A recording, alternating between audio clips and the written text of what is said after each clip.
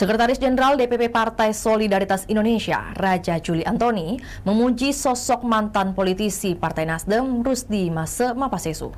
Pujian itu disampaikan usai Rusdi Mase resmi dikukuhkan sebagai kader PSI dalam rapat kerja nasional PSI 2026 di Hotel Claro Makassar pada Kamis 29 Januari 2026.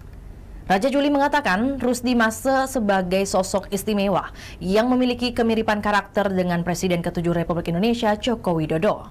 Menurut Raja Juli, karakter kepemimpinan Rusdi Mase sangat sejalan dengan nilai-nilai yang ingin dibangun oleh PSI. Ia menilai suami Wakil Gubernur Sulsel Fatmawati Rusdi itu bukan tipe politisi yang banyak berbicara, namun fokus pada kerja nyata dan hasil konkret.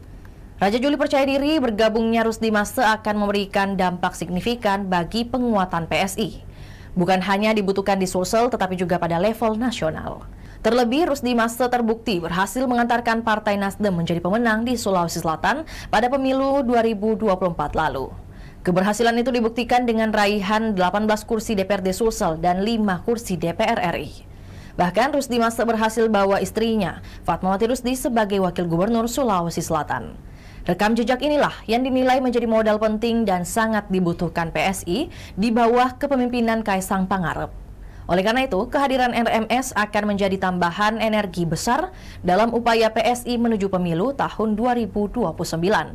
Ia menambahkan PSI membutuhkan figur-figur dengan rekam jejak teruji dan kemampuan konsolidasi kuat di daerah. Itulah tadi berita Hot News kita pada hari ini. Saksikan berita Hot News lainnya hanya di kanal YouTube dan Facebook Tribun Timur. Sekarang menghadirkan lokal menjadi Indonesia.